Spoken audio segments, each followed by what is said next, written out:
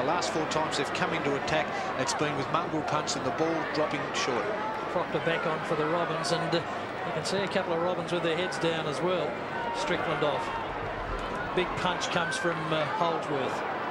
The Robins come forward now. Thorne has a look upfield. Who's he kicking it to? To Cremascothan. Cremascothan out wide. Johnston.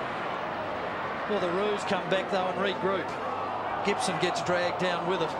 And Gilmore says, or Fair said, give it to me. I think Cremascothan must be injured because he had such a huge influence, and there he is. He looks very sore, very tight, but there were 4 Clarence players to 2 of North Launceston there. The ruck work, who's going to do it? Fry does. He does it at rover level though, because the ball was only about a foot off the ground when he decided to fist it over the line. But the Roos, they're really starting to run, aren't they? They're just geeing up their teammates. They're running everywhere to give them a pat on the backside when something good has happened further afield, and they really can sense victory. Thorne, pack tackle, Hurd. He's done well all day, this fellow, number 3 for the Roos. The Robins have seen the back of him a lot today. 15 kicks as he kicks to the centre wing. Mark to the Robins, who need to score. They hadn't scored for a while. Only 3 goals in that third quarter, and most of them were early on in the piece. Ahern versus Cullen. Cullen does well in the body contest there, conceding inches and weight. Gets it off to Wade. Wade up towards half forward. Davies underneath it, and he won't let you down. Craig Davies back to centre half forward, but it's all Clarence here. Little Thorne's got to fly against a couple of them and did it beautifully. Well played. I thought he looked hopeless there. He kicks to half forward. Bug charges out. And his only worry there was Darren Winter. So Damien Bug from half back towards half forward. Todman in the way to Johnston. Well played. But he's beautifully tackled, legged, and will get the free kick. Well, Johnston put his arm out, and Holdsworth ran into it as well. So you can see him down, not too fit. Victory, though, will soon fix that. No better panacea. Cooney over to Holdsworth. He's back up and amongst the football. To Williams. Williams kicking towards Ritchie. Spearman in the way. Puts the ball under his arm but gets tackled. To Thorne. Will make that Olds tackled. Loses the footy and loses the ball. Well, they've really lifted their tackling, haven't they, Clarence? And they're tackling like a side that finished on top of the ladder. And, you know, it's just so disappointing that early on they didn't play the style of football. Full credit to North Launceston. But finally they're going about the game as a professional side that what they are. Scotty Adams with the kick, and he's had a magnificent last half of footy. You can see his stats there, and they mostly have been in the last half. Kicks from an acute angle. Doesn't get the distance, but gets a minor score as it's knocked through. 116 playing 97. Whilst all parent supporters pretty happy, Davo. They would be, and whilst it was all happening, Simpson's gone off the ground, and young Nick Roney's come back onto the ground. Simpson looked very tired. Dodds from fullback. Thorne scoops it out towards Davies. Davies running through the middle. Oldenoff's on the lead. Ahern's got to stop and prop. Brownless over the top. Good defensive fist. And then Winter off the ground. That was handy for Clarence as he boots it out towards Stevie Wright. He'll have to contend with Loon, and he plays it pretty safe. 18-9, 117 Clarence. They lead now by 20 points. 14-13, 97. And Reece Jones in the ruck against Fry. And this is not good for the Robins. I think they need it to be a bit more free-flowing. Got a few tired players out there. Ahern's gone into the goal square. Cullen's gone with him. Proctor's gone. Oldenoff's gone out to centre half forward where he did so well early. And Browns has gone with him. Wade ducks his head and gets away with it. Gets round another one. Well, bombs the old torpedo punt up to the half-forward line where Wright's lurking. Stevie Wright loves to handball. He wouldn't like the result, though, because Scott missed what he should have taken. Back to Wright. 13th handball. Over to Scott again, and the pass of beauty to Holdsworth. There was another starter who started slowly, Robbie, but he's come right into the game. Kick to Richards. Richards can't mark. Well, tackles well, though. Over to Ritchie. Peter Ritchie has a shot for goal, but kicks it behind. Yeah, the thing I notice about this game at the moment, the Clarence forward line very lively. They've been able to rotate their players, and unfortunately North Launceston have had to put their tired players into their forward line, which means when they do get it under there and up under pressure, their players are very heavy in the legs and no excitement, no life in their forward line. Good kick from Dodds to Graham Olds at half back. Must bring it in towards the centre. Proctor's the one. He can't take it. Fry going backwards a bit. Brownless can't pick it up. Eased out of it. Hangs onto it, then gets it to Fry, off to Winter. Winter just bombs into the forward line, gets onto the little talk, in towards full forward. Richards makes the ball his object, as does Stevie Wright. Can the captain coach seal it? He's put it through! Well, they haven't sealed it yet, but gee, they're close. So it's a fair bit now, Rob. They've really pulled away. They're almost 5 goals in front, and there are too many tired legs out there for North Launceston that they just haven't got enough system or enough strength in their legs or even fitness at this stage. Very tired players. Ahern's going back into the ruck. Stevie Wright's just kept ploughing on, and he's been able to lift his side with his good use of the footy, both by hand and foot. I'd say they're pretty close to being home. They've had 11 goal kickers, the Roos, as Wright's just marked his name into the goal kicking list. Handball comes out to Olds. Olds down to Gibson, and Gibson marks. Well, the Robins need a couple, and they need them quickly. Gibson centres it. Proctor's in good position. Over the back, he doesn't jump for it, though. Where are the young legs? They're not there at the moment for the Robins. It's all the Roos. Tapped up to Jones. Reece Jones, terrific tackle. And he's not happy when the free kick wasn't given. He's not inviting him out. Only 15 metres from goal. Gilmore just clearing out the ears. Proctor taps a good one. Todman over to Roney. Roney has a shot for goal. And what's he done? He's kicked it. Can the Robins claw their way back into it? They did last week. Are they going to do it this week when it counts? Well, they're going to need a significant lift from their captain coach, Reece Jones, and even he now has come off the ball and gone to the goal square. So you've got Johnston, Kremerskothen and Reece Jones all in the goal square, all very tired. You've got Oldenoff at centre-half forward who has missed a number of weeks of football. Gibson's trying his hardest across half forward. They need a little bit of zip around the middle of the ground. Well, what do you reckon, boys? 21 points the difference. 16 minutes gone. It's not impossible, especially if they get one quickly. Olds bombs in towards full forward, but Kremer's out-bustled by Damien Bugg, who, as the game has gone on, has got better and better. Bugg out wide to Duncan Hurd, and the youngsters have been pretty good today for Clarence. Cullen running away from Reece Jones. Hugging the boundary line, but they've got it up towards half forward. Andrew Scott Jr. looking to feed it off. Got it to Thorne, who intercepted well. To Ahern, the old 1-2, the little give and go. Thorne's now got it in towards half forward, out towards Kremerskothen. But Kremer hasn't got the pace in the second half. He looks a bit tired, he must be injured. Bugg wheels around beautifully on the right, and Bugg goes towards the half forward line, and he's found his teammate there, McCallum, who sensibly taps it to Williams. Great Clarence build up this, in towards the pocket, and Ritchie. What I'd like to see North do, because there's plenty of footy left. I'd like to see, they're taking Kremer off now, which I think is a good thing, but I'd like to see him put Reece Jones inside 50 by himself, put the blokes out a little bit, only have a one-man forward line and just get it on, because they're doing okay across half-back with Olds running off, but what they must do is make it a one-on-one situation up here. Ritchie from close in on the boundary line. It'll land in the goal square, and it's been forced through for a behind. Strickland onto the ground for Kremerskothen. Well, Kremer didn't look fit at all, did he, when he had to do the chasing then? This fella does, though. Roney. Roney has one bounce, two. He can have another. He kicks it in towards Reece Jones. Can the skipper take a mark? He got it on the second grab. The subtle nudge. Cullen not happy, but Reece Jones does it well, and that's what experience is all about, I suppose. Well, that's the way, I don't know if it's smart after the event, but get him out of this 50-metre line, put Reece Jones smack bang in the middle of the 50, leave him one out, and that's their best chance of winning this game. He's got 2 goals, one in the second, one in the third. Flat old punt kick. kick. Looked like a flat ball when he kicked that, but he still kicked a goal. 6 points, Wilco. Well, you can't say any better than that, can you? Very lucky that he didn't get the free kick away, because he definitely pushed Cullen out, had the second bite at the ball. But I agree with what Shorey's saying. Clear them all out, give him some space, keep kicking the ball in, everybody run in with the flight of the ball. Stephen Fry's gone off the ground, Young Dean's come back on, Scott's come on, and I forget who it was that came off. Somebody else has come off the ground for Clarence. So they're ringing the changes to keep the fresh legs out there. What a game this has been.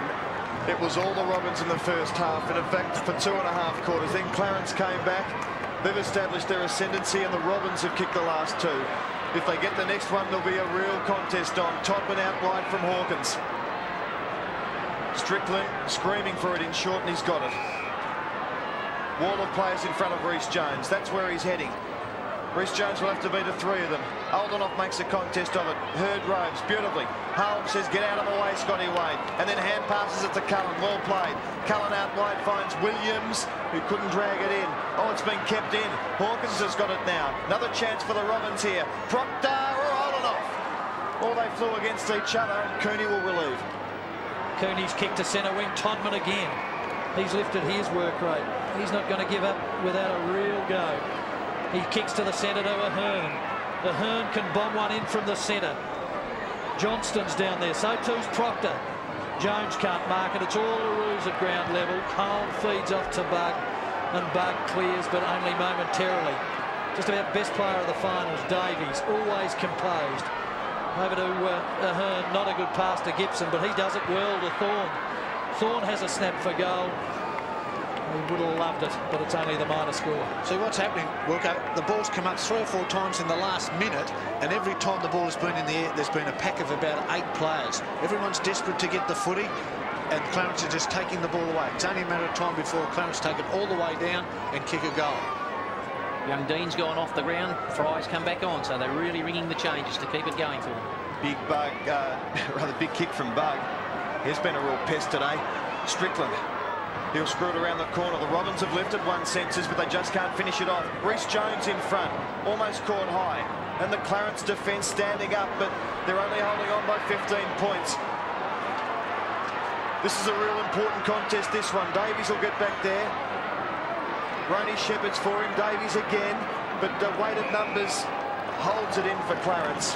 Probably one of the best things that Andrew Scott's done all day. He just dived on top of the ball and made certain that it stays there. Sorry, I don't know how you feel, but I get a funny feeling that Clarence think they might have it won, and they've stopped a little bit and tried to defend it. Yeah, but I've also been really impressed. Once again, North Launceston have kept going, haven't given up.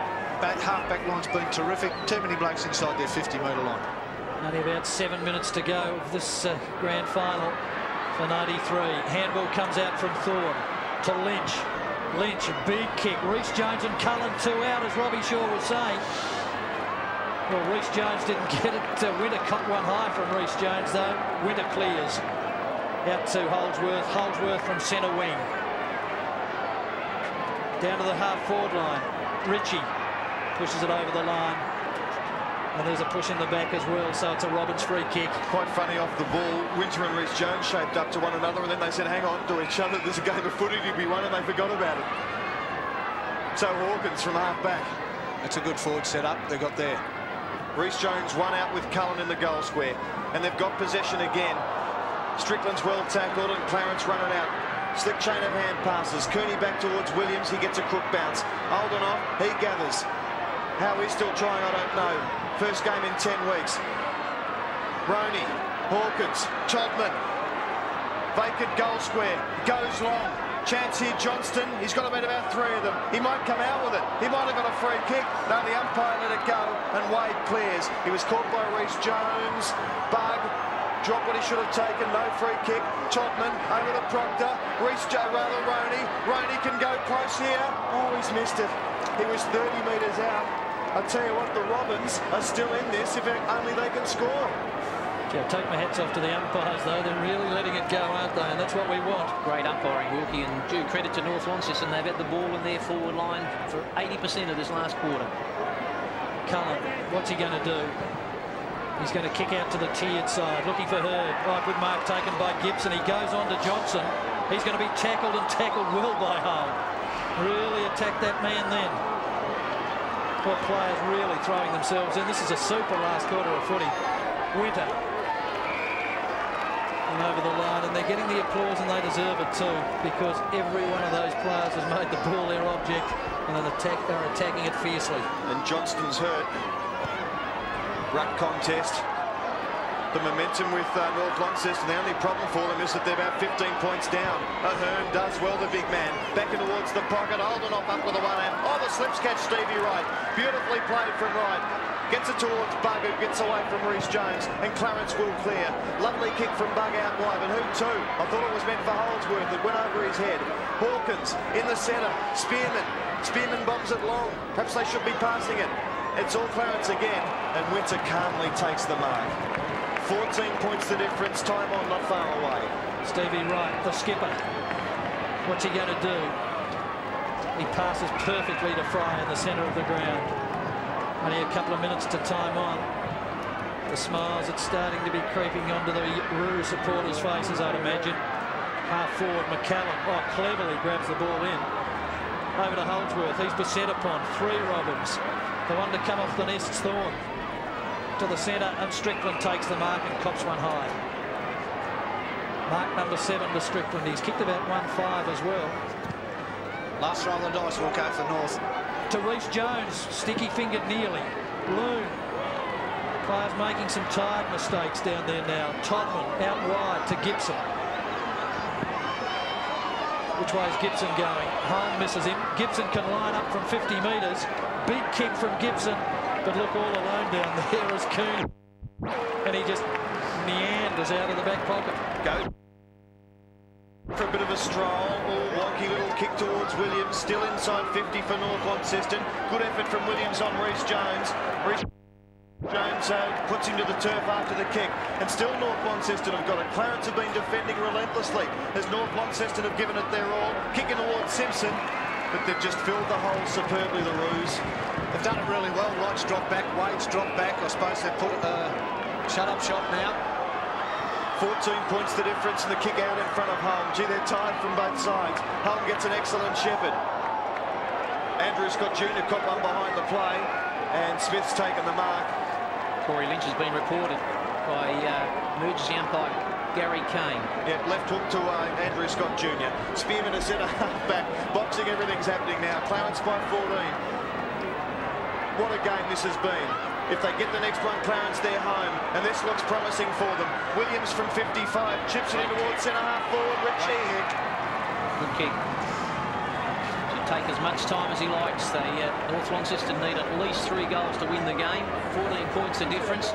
Tired legs on Ritchie. Wouldn't be absolutely certain he'd make the distance, Rob. 26-minute mark. Clarence plays down in the centre of the ground. Wouldn't be worried about that now. Ritchie. He's a good long left foot kick. This will seal it, you'd imagine. If he kicks this, North Launceston would need 4 to win it. 4 goals, that is. Umpire's telling him to hurry up too, Rob. Well, he's done very well, hasn't he? He's taken about 40 seconds, a minute. It's a long kick.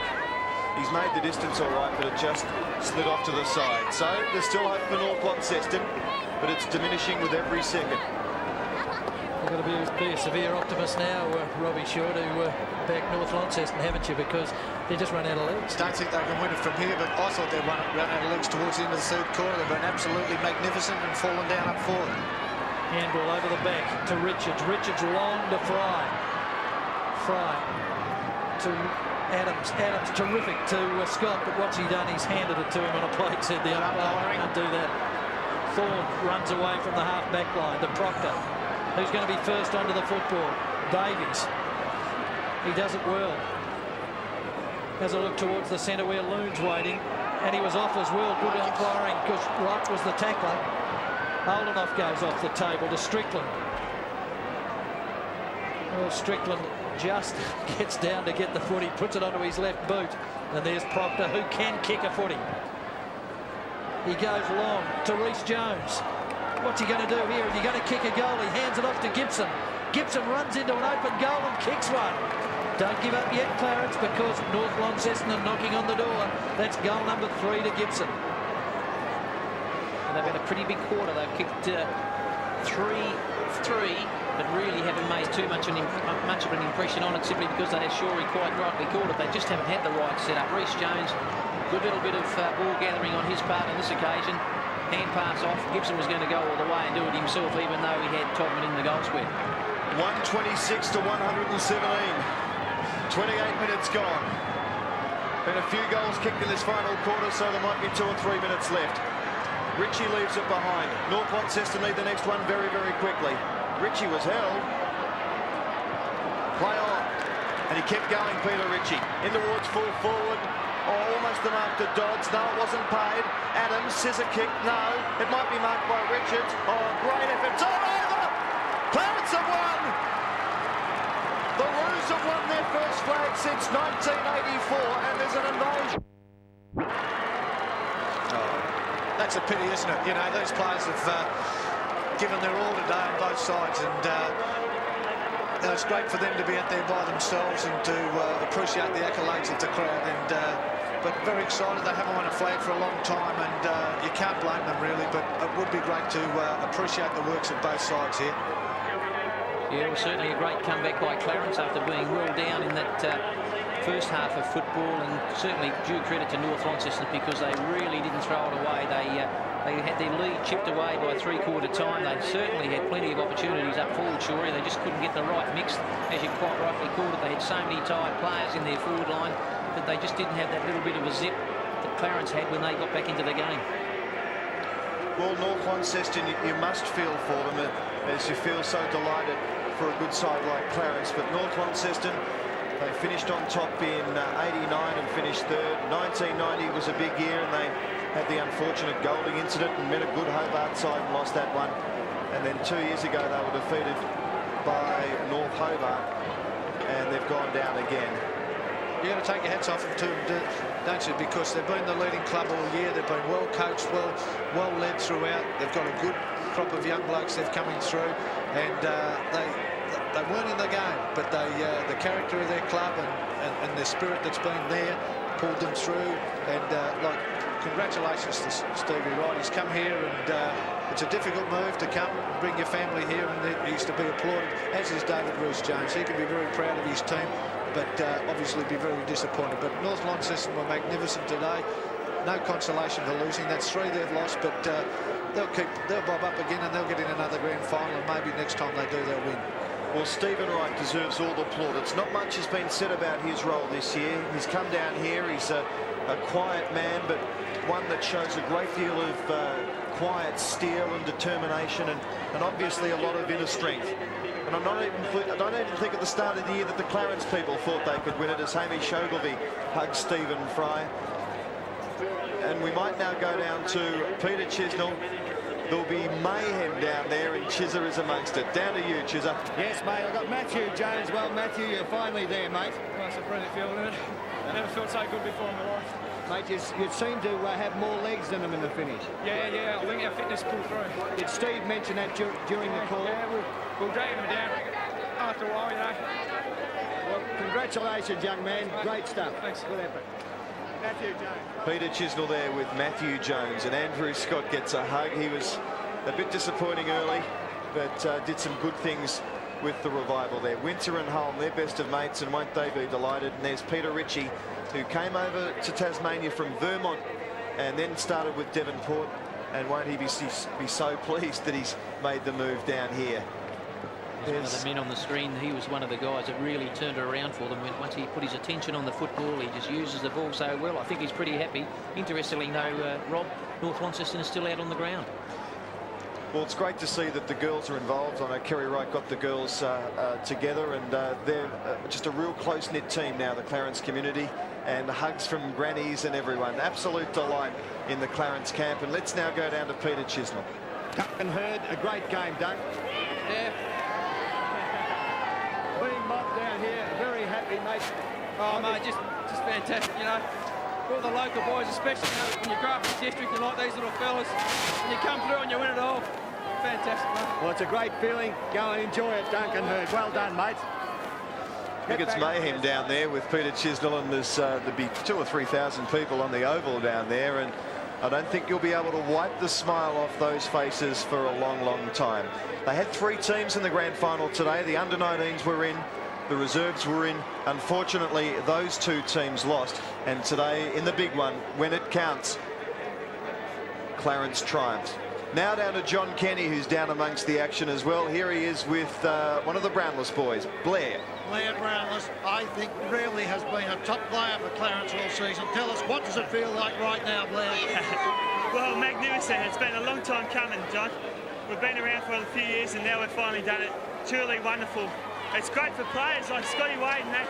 A lot of players, you know, been in the club for a few years, finally win one. Terrific. Yeah, it's great for the club and for you. I'll tell you what, you can serve it up to your big brother now, can't you? Oh, yes. Oh, look, we had his chance last year. I'm glad we made the most of ours. Congratulations and enjoy the celebration. Thank you. Terrific, Johnny. Well, there they are, absolutely delighted. And won't there be celebrations on the Eastern Shore? And you can remember this feeling, Robbie Shaw, because you coached them the last time they won in 1984. And Clarence, really, since their history, haven't won too many premierships. They probably should have, as David know, they've got a terrific area. They probably should have won more. It's pleasing to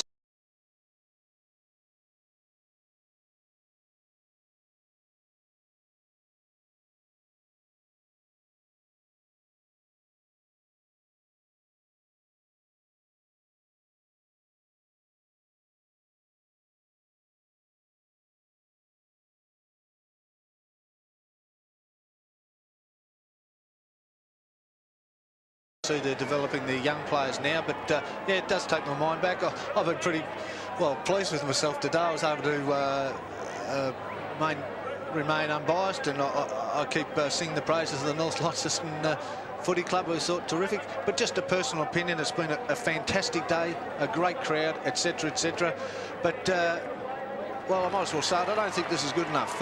You got these 500 or 600 people on the ground. There's no podium for the presentation. There's no where the chairman can get up there and present the medals, and that's very disappointing. These blokes have worked a lot hard, and one of the great memories you do have is going up and standing on the podium. Let's listen to Roddy. Full credit to my fellas for just hanging in there and giving it their best shot. Yep. Okay. Firstly, I'd just like to get my assistant coach up here, Grant Fagan. Now, without his work,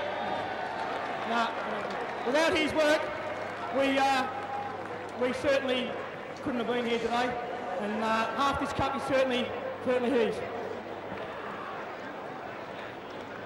I think one of the other things, Rob, about this Clarence side is they've got a lot of local product. They've got many of the players from the Eastern Shore. They've got a handful of recruits, and that's really the way Tassie footy ought to be. We've got enough homegrown product to do things like today. Great effort. And I believe the job they have done today, all the hard work has paid off. Firstly, Daniel Holm. Well, Daniel Holm was an exciting player today, and they Sean had their Williams. problems early, but he just got better as the day went on. Maybe an AFL career awaits him. Matthew Jones. Another one of the homegrown boys you were talking about, Gary.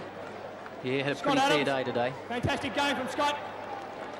Probably the turning point when he went to centre forward, Troy, would you think? Scotty Wade? Scotty Adams. Scotty Adams, sorry. Yeah, I thought so, but that was, you know, Brownless was good, but yeah, Adams is, well, you know, he's had his critics because of his inconsistency, but he stood up today in the grand final, and that's what he'll be remembered for.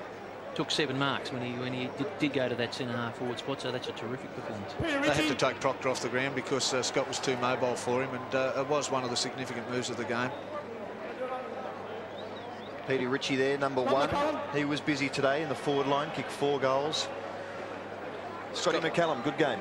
Yeah, terrific game. I thought he was very ordinary early, didn't get into the game, but a fantastic performance by him to lift himself, and that's a credit to the young kid, and that's a test of character for him. He'll remember that because, like the team who was down early, he was one of the players that had to put his hand up after half-time, and well done to you, son. Look, while they're going through the players and giving them each their medals, they're thoroughly deserved medals. How do you feel like out there at the moment, both Robbie and Davo, having won the flag? You know, it's all over for the season. You can't go any further than that. You've won the premiership. What things go through your mind at the end of the day after winning? Gee, it's a bit of a relief more than anything, Wilkie. I can recall on a number of occasions players standing around saying, well, what do we do now? You know, it's all over. We've got the medallions, we've got the Premiership Cup, what do we do? And as many of the players that we've coached have never been there before, and it's a great experience for everybody, and it certainly is a huge relief. And to be there as the last team out on the Saturday in September is a great feeling, but more than anything, a relief. Yeah, you're very pleased for your players because you've asked them to do things since day one. These blokes have probably started training in November. You've asked them to do this, that and the other thing. They've responded. Basically, the blokes that have responded are the blokes that are out on that ground. And they've worked very well as a team, very hard as a team. And, you know, to Roddy and the boys, congratulations. Darren Winter, there's Darren Winter. A lot of publicity before the game about what he was going to do. But the good thing about him is that he played footy and he played it well, and probably one of the best players on the ground. Andrew Scott Jr. there, Jim, and he was the only change that Clarence made to its lineup in the last 5 weeks, and the omission was Jason Love, who played in the reserves today. So he's been a great inspiration, I've been told by a number of the Clarence players. Andrew Scott Jr. just because of his desire to get into the senior team. But the good thing about the Roos and also North Launceston is they've really come good because of the homegrown players they've got. We've talked about it, haven't we? But you just go through that lineup, and probably 15 of the lineup are homegrown lads, and it goes to show you shouldn't go out and about trying to buy players. You should look what's in your own backyard, foster that, and this is what happens.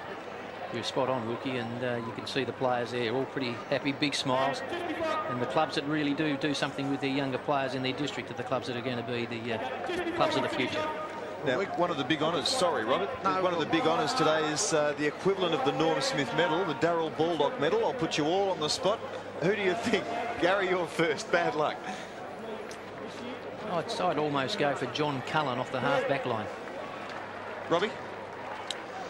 Well, I thought Winter was in the game early when Clarence were playing badly, and I think that because of his discipline and the way that he controlled himself, to the credit of his team, I'd punt on Darren Winter. Jim? Well, I'd probably give it to Scott Adams, because even though he had a very quiet first half of football, I think it was his second half which really got the Roos back into it. And I was just about to go with my mate on the left-hand side, Darren Winter. Weren't. No, you weren't. And he's won it. You got Scott Adams written down there. The Darryl Baldock medalist has been won by Darren Winter. And congratulations to him. He got so much publicity during the week because of the clashes in the second semi-final. And let's have a listen to what he has to say. We're a great bunch of blokes. Bad luck to North Launceston. I feel sorry for you, but it's the way it goes. We're the best, and stiff shit to the rest. Well, Darren... Don't think he's going to make it as a poet, Rob, but terrific effort today, wasn't it, by him? Well, he'd had a perfect oval then, hadn't he? Oh, we've wrapped him up and well, I hope he doesn't let go of the poem now. Let's go down to John Kenny, who has Darren Winter amongst the mayhem now. Over to you, John. Darren, congratulations on the premiership. Congratulations on your performance. It must be very pleasing you right at this very moment. So I don't think I've got many words to say how I feel at the moment. It's the greatest experience of my life. Just happy we won. And I think it says a lot for you, what your teammates think of you, the response when you were announced as the winner. It's obvious you bring a lot to this side, and they have admiration for you. And I think we honestly, we mean a lot to each other. I think that's why we won. We're very close, and we love each other. Great. Well, that's the second player that said that. Cooney said the same thing at three-quarter time. A great personal effort, a great team effort. Well done. Thanks very much. Well, Darren Winter leaving John Kenny there, and this is a magic moment. I've never experienced this, of course, but take us through running a lap of honour with that Premiership Cup, Robbie Shaw. Yeah, it is a magic moment, and one that the players will cherish. They'll all get the video of the game, no doubt. But look, I don't want to be negative, but I just think this is disappointing. I think the crowd control's ordinary. The fact that the players weren't put up on the podium to present their medals individually, so that all the crowd, like, we're in a very fortunate position here. We can see the players, we can see everything. There's probably 5,000 or 6,000 people still here that couldn't see a thing, and I feel a little bit sorry for Wright. He hasn't played in a premiership or a grand final until today, and to walk up onto that platform and receive the trophy is something that he would remember, and to receive it standing on the grass in the middle of 600 people is, well, I don't think it's on, and I'm very disappointed, and it's just a little damper on what has been a fantastic day. I don't know what Davo thinks. Look, I concur with those thoughts, Robbie. You really do need that podium out there so the players can be presented to their fans. The moment when you stand up there and accept the Premiership Cup is something that I'll always cherish, and I think Stevie Wright has missed out on something special today simply because that podium wasn't there. Well, that walk up those stairs to get your winning medal is the moment, not out here doing the lap. The medal, get the medal put around your neck, everybody seeing you and applauding you, and look, it's been a great day. The TFL are going to be congratulated. The crowd's fantastic. Anyway, well done to Clarence. Well, fellas, we've only got 40 seconds or so left, so I just want to make a few thank yous. Thank you very much, Robbie, for being a part of us today. It's been something special, and glad for your time. Oh, yeah, it's been a special day, not only because Clarence won, but to work with Davo and yourself and Wilco, a lot of fun and a terrific game. Haven't seen a better game for a long time. Thanks very much to Gary and Jim for your tireless work throughout the team. We've had a great year in 1993. Also to Peter Chisnell, who's been with us on the boundary line, John Kenny similarly, and also to our hard-working production team. Rob Klein has been a tremendous influence on us all. He's assistant Brigitte Lowe and the hard-working OB crew. Too many names to mention, and I won't forget our statistician, Rick Finlay. We've enjoyed it. See you later.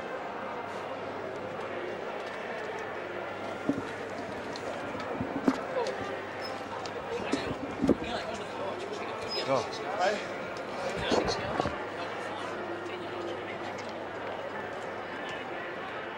Good on you, boss.